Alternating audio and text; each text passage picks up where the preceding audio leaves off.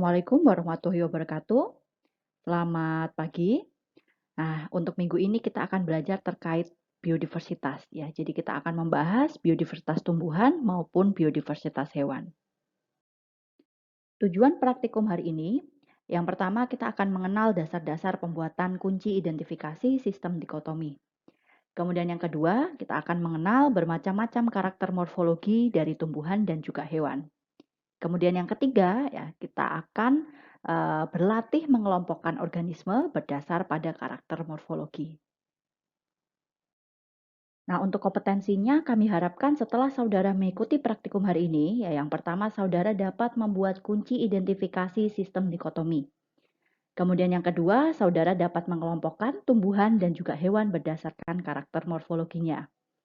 Setelah ini, saudara akan mendapatkan asistensi terkait biodiversitas tumbuhan oleh Putri Nurharyati. Kemudian akan dilanjutkan asistensi biodiversitas hewan oleh Pak Hari Supriyandono.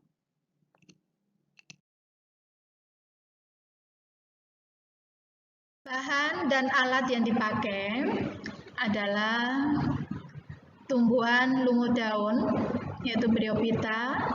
Ini menggunakan Bryum sp. Kemudian tumbuhan paku menggunakan Pteris sp. Kemudian tumbuhan Gymnospermae ini menggunakan Pinus mergusii. Kemudian tumbuhan dikotil ini ada 2 spesimen, yaitu bayam Amaranthus sp dan kembang sepatu Hibiscus rosa sinensis. Kemudian tumbuhan monokotil ini juga ada 2, yaitu pandan, yaitu Pandanus sp dan rumput Cyperus sp. Kemudian alatnya adalah bak plastik dan alat tulis. Dasar teori, salah satu kunci identifikasi itu ada yang disusun dengan menggunakan ciri-ciri taksonomi yang saling berlawanan. Tiap langkah dalam kunci tersebut terdiri atas 2 alternatif, yaitu 2 ciri yang saling berlawanan sehingga disebut kunci dikotomis.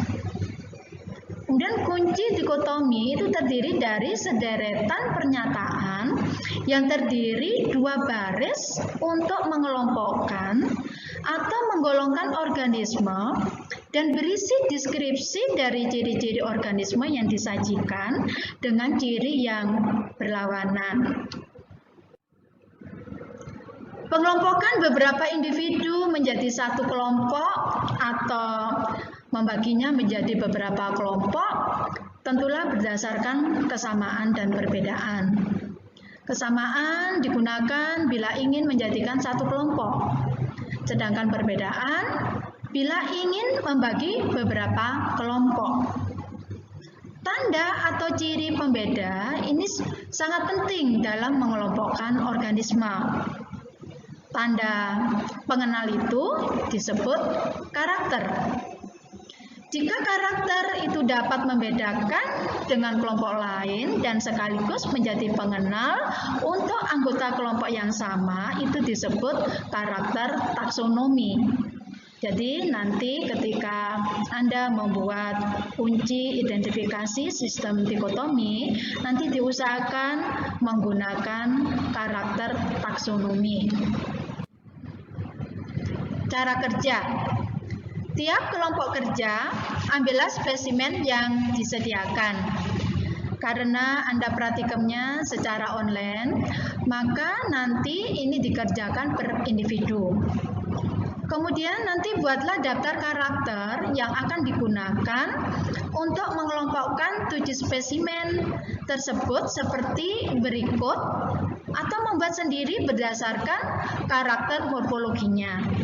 Contohnya saja misalnya tubuh tumbuhan berupa talus atau kormus, kemudian jaringan pengangkutnya ada atau tidak ada, kemudian alat penyebarannya berupa spora atau biji, kemudian organ pengambilan nutrisi dari lingkungan itu berupa rizoid atau akar, gametofitnya bebas atau bergantung, Kemudian organ reproduksinya berupa strobilus atau bunga, jenis daunnya mikrofil atau megafil, venasi daun, tunggal atau bercabang, tulang daun sejajar, menyirip, menjari atau melengkung.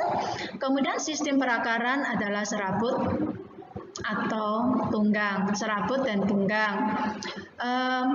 Selain itu sebenarnya Anda bisa juga membuat karakter morfologi tersendiri selain di sini, boleh juga untuk ditambahkan. Kemudian carilah persamaan dan perbedaan karakter-karakter yang dimiliki oleh spesimen.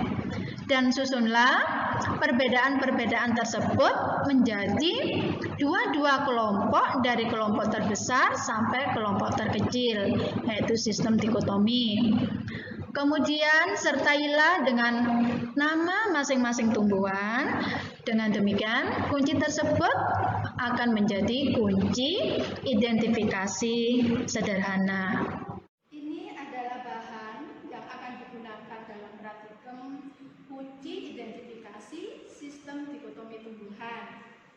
Yang pertama adalah lumut daun, Bryum sp.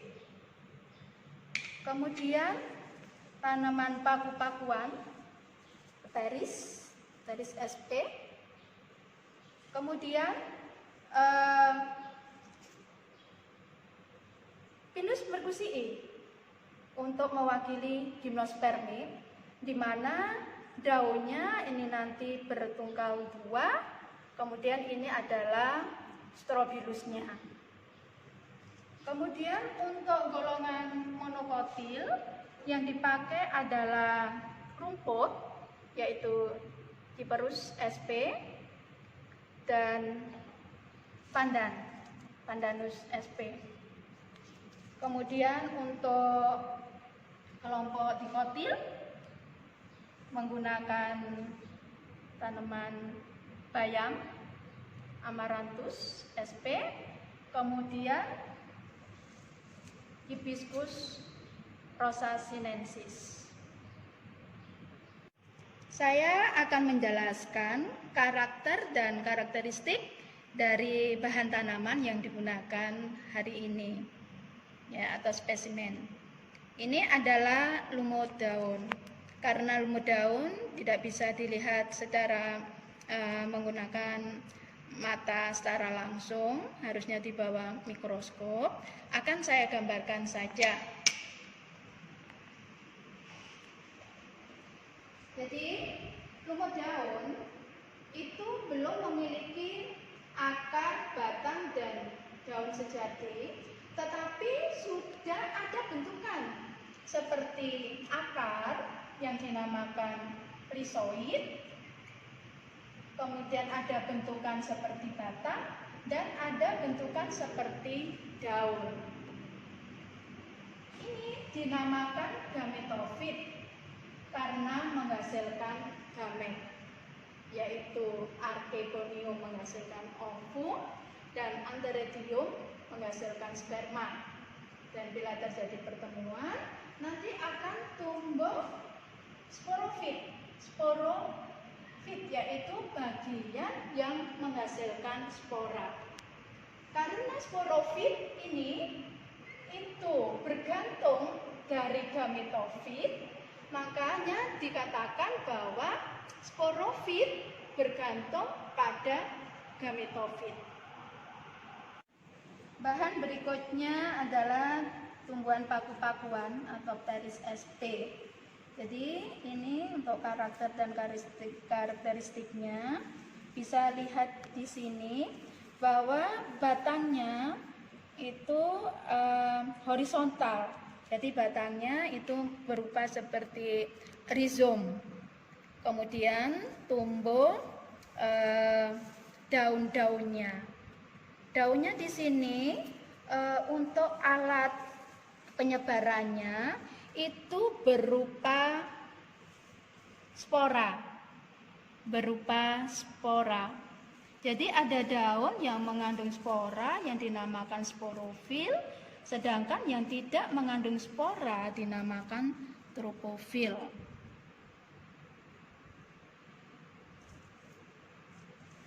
Kemudian untuk akarnya berupa sistem perakarannya adalah akar serabut. Paku-pakuan itu ada yang memiliki mikrofil, jadi daun yang kecil, yang daunnya itu berupa sisik, dan ada juga yang memiliki daun berupa megafil. Jadi untuk Pteris sp, ini daunnya adalah daun megafil. Bahan berikutnya adalah Pinus merkusii ya, termasuk Gymnospermae. Dilihat di sini daunnya itu bertungkal dua ya, dan bentuknya seperti ini, namanya bentuk jarum. Kemudian organ reproduksinya itu bukan berupa bunga, tetapi berupa strobilus. Di dalam strobilus di sini, kalau misalnya sudah ada bijinya di sini itu tidak terbungkus oleh daun buah. Oleh sebab itu bijinya dinamakan biji terbuka. Kemudian untuk sistem perakaran, karena pinus itu tanamannya besar, jadi tidak bisa ditampakkan di sini, tetapi sistem perakaran dari pinus itu adalah akar tunggang. Untuk bahan berikutnya, yaitu golongan monokotil, kita menggunakan dua spesimen, yaitu rumput dan pandan. Di sini kita lihat karakter dan karakteristiknya. Terlihat bahwa sistem perakarannya adalah serabut, kemudian daunnya ini berbentuk garis. Kemudian di sini ini, karena di sini ya ada bunga, ini adalah batangnya. Batangnya itu pipi. Batangnya pipi, kemudian ini adalah bunganya. Bunganya tidak memiliki perhiasan bunga, jadi tidak tampak corolla yang indah begitu. Ini bunganya termasuk bunga majemuk yang berbentuk bulir. Kemudian untuk pandan, di sini akarnya juga akar serabut. Demikian juga untuk daunnya, bentuknya adalah garis. Kemudian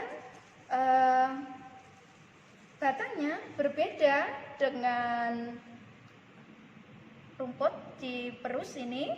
Batangnya kalau di sini pipi, ini batangnya bulat. Batangnya pendek, di sini ini bulat ya. Kemudian di atas ini batangnya semu karena kumpulan dari upi daun. Jadi baik rumput maupun pandan ini daunnya tidak memiliki tangkai, jadi hanya memiliki helaian dan memiliki pelepah atau upi. Jadi dinamakan daun berupi. Kedua spesimen ini kalau dilihat ya, venasi daunnya itu adalah sama, yaitu venasinya tunggal. Ya, jadi tidak bercabang ya. Sedangkan tulang daunnya ya itu adalah sama, yaitu sejajar.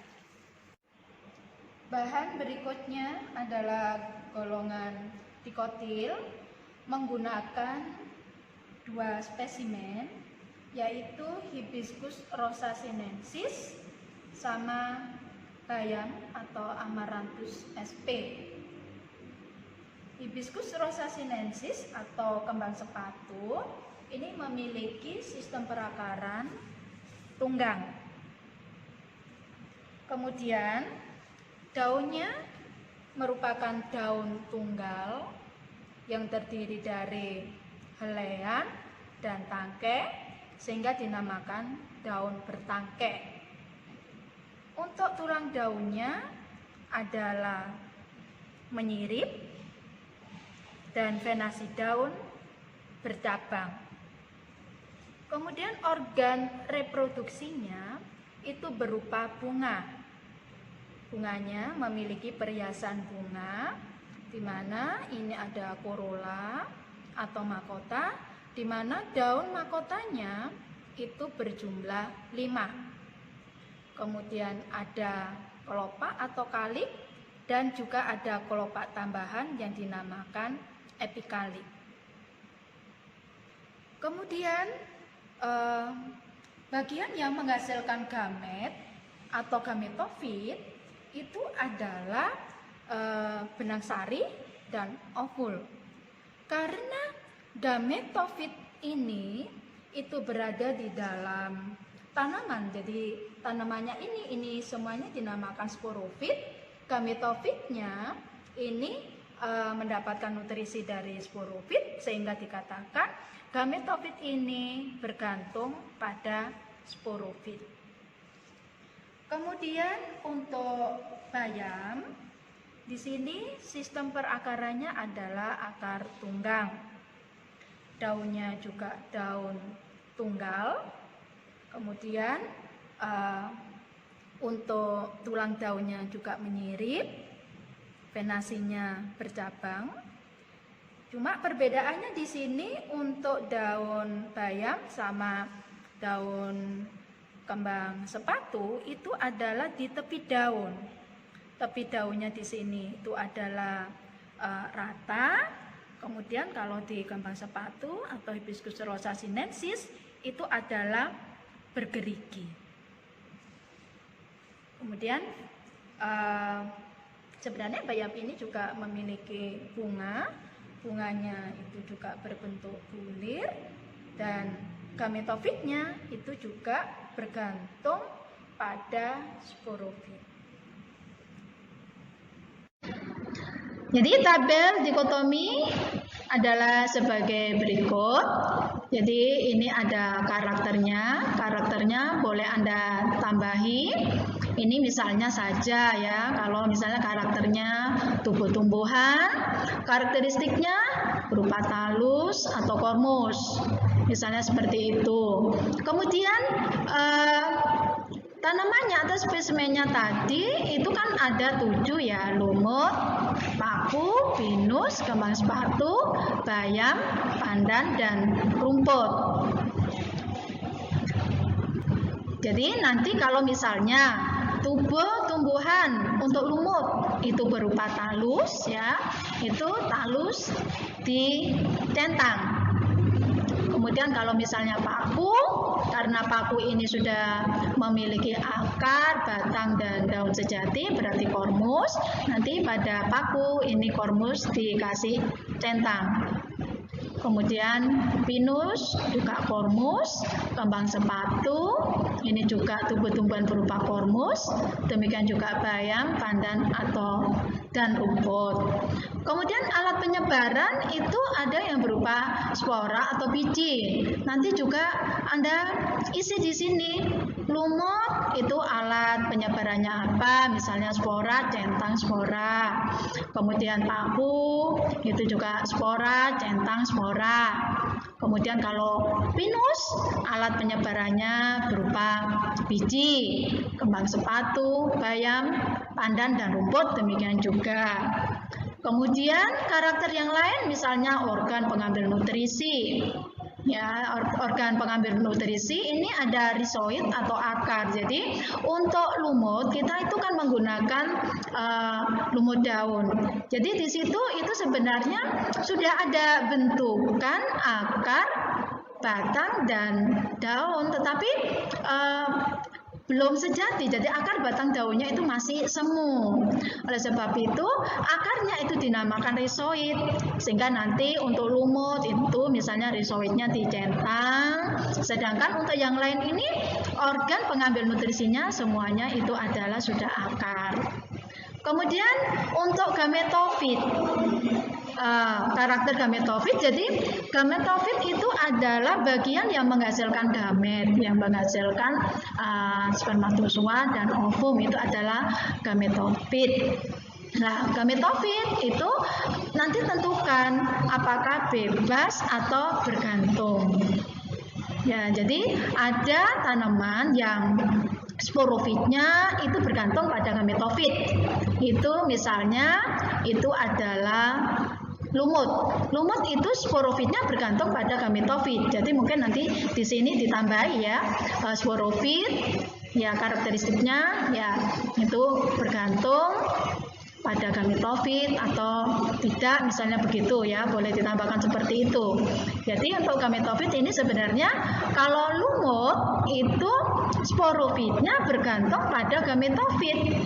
Gametofitnya yang dominan yang kita lihat itu sebenarnya adalah gametofit, berarti dia itu adalah bebas gametofitnya. Sedangkan kalau pada paku, tanaman paku itu adalah yang kita lihat ya, fase dominannya paku itu adalah sporofit karena dia menghasilkan spora. Nah, gametofitnya di mana? Gametofitnya itu adalah bebas. Ya, jadi spora kemudian akan menghasilkan spora, nanti akan menghasilkan suatu tubuh yang dinamakan kalau di paku itu adalah protalium. Protalium ini nanti itu dia hidupnya bebas. Ya, sedangkan kalau untuk pinus ini bagian gametofit. Gametofit itu kan menghasilkan gamet ya yang di benang sari, di putih ya, di ovul itu. Berarti dia itu kan ada di dalam bunga. Lah bunganya itu ada di tanamannya. Lah tanamannya itu namanya sporofit. Jadi kalau untuk pinus, kembang sepatu, bayam, pandan, dan rumput, ini itu adalah gametofitnya yang bergantung pada sporofit. Jadi mungkin nanti Anda tambahin karakter dan karakteristiknya ya. Kemudian venasi daun, nanti Anda tentukan apakah tunggal atau ganda. Ya, jadi kalau dinamakan tunggal itu apabila venasi daun itu kan seperti di daun itu kan ada tulang daunnya ya, kemudian juga ada cabang-cabangnya seperti itu. Kalau misalnya satu arah itu namanya tunggal. Tetapi kalau misalnya tidak satu arah jadi ini ada ibu tulang daun, kemudian ada cabangnya, kemudian cabangnya itu juga bercabang-cabang lagi, begitu itu dinamakan venasi daunnya itu bercabang ya atau ganda. Ya, tetap. Jadi ini berbeda dengan tulang daun. Mungkin di sini nanti juga bisa ditambahi tulang daun ya. Jadi kalau tulang daun itu kan ada yang sejajar ya, misalnya pada rumput dan pandan itu sejajar. Bayam menyirip, kembang sepatu menyirip ya. Jadi ini nanti boleh juga Anda tambahkan di sini kalau memang itu nanti Anda gunakan sebagai karakter ya, karakter dan karakteristiknya nanti kalau memang dipakai untuk sebagai pembeda ya, untuk membedakan antara satu golongan dengan golongan yang lain.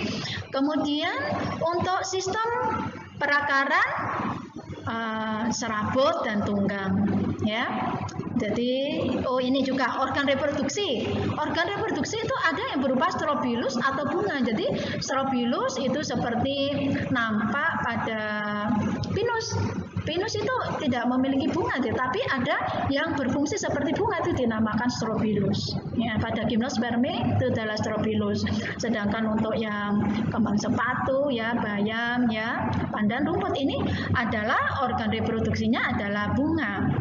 Kemudian untuk sistem perakaran itu ada serabut dan tunggang seperti Anda ketahui.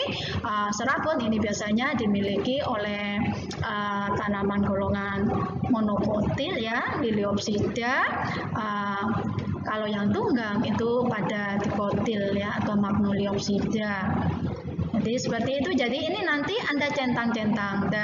Dari ini nanti kalau Anda sudah tahu tentang karakter dan karakteristiknya, nanti Anda Anda buat diagram dikotomi seperti Anda lihat di buku petunjuk praktikum halaman 53 ya. Jadi misalnya tumbuhan ya, kemudian dibagi menjadi dua. Misalnya seperti itu. Kalau misalnya ya tumbuhan berupa talus, misalnya seperti gitu ya. Kemudian yang lain karena bukan berupa talus atau kormus, jadi yang ini kan harus berlawanan ya. Yang satu itu misalnya kormus, begitu ya. Yang kormus dijadikan jadi satu. Yang talus karena cuma satu. Kemudian Anda kasih ya titik-titik, kemudian Anda kasih lumut, begitu ya, atau berium SP dan seterusnya seperti Anda lihat di buku petunjuk praktikum 50 halaman 53, sehingga nanti semua spesimennya itu nanti akan muncul di sini ya, seperti di buku petunjuk praktikum halaman 53. Kemudian Anda membuat kunci identifikasi tumbuhan sistem dikotomi. Seperti Anda ketahui yang dinamakan sistem dikotomi ini kan terdiri dari dua pernyataan yang saling berlawanan, di mana di sini ini nanti berupa deskripsi ciri-ciri suatu spesimen tersebut ya. Misalnya saja nomor 1, tumbuhan itu kita bagi menjadi dua, yaitu yang pertama misalnya A, tumbuhan mempunyai akar, batang, daun tidak sejati. Misalnya begitu ya. Kemudian yang B itu harus berlawanan. Ya, jadi maksudnya berlawanan. Kalau di sini ini daun tidak sejati, berarti yang B itu adalah daun sejati. Seperti itu. Jadi misalnya gini, yang A ini tumbuhan mempunyai akar, batang, daun tidak sejati, itu kan dipunyai oleh lumut daun. Berarti karena bahannya yang lumut daun itu adalah satu, yaitu berium SP, berarti ketemu sudah berium SP ketemu. Kemudian yang lainnya itu masuk di nomor 1B ini karena semuanya tumbuhannya itu mempunyai akar, batang, dan daun sejati. Kemudian dikasih nomor 2. Nah, nomor 2 dilihat di nomor 2 di sini, dari tumbuhan yang semuanya ada di B ini, yaitu semua tumbuhan yang memiliki kormus ya, itu nanti dibagi dua lagi. Misalnya menuju ke alat penyebaran. Ya, yang A alat penyebaran berupa spora. Yang B alat penyebaran bukan spora, karena ini harus berlawanan. Ya, misalnya alat penyebaran berupa spora ketemu tumbuhan paku-pakuan dari SP. Kemudian yang alat penyebaran bukan spora, ini nanti kan kita bagi lagi. Jadi ini kita kasih nomor 3. Kemudian dilanjutkan misalnya 3 itu ke organ reproduksi berupa strobilus. Berarti yang B bukan strobilus atau organ reproduksi berupa bunga. Yang strobilus ketemu Pinus mercusii, ya, yang bunga ini kan dijadikan satu. Lah kemudian yang mempunyai bunga jadikan satu ini nanti dibagi lagi menjadi 2 sampai semuanya nanti habis dan ketemu semua nama spesimen yang kita pakai. Tetapi untuk karakter-karakter ini Anda bebas menggunakan, tetapi gunakanlah karakter taksonomi.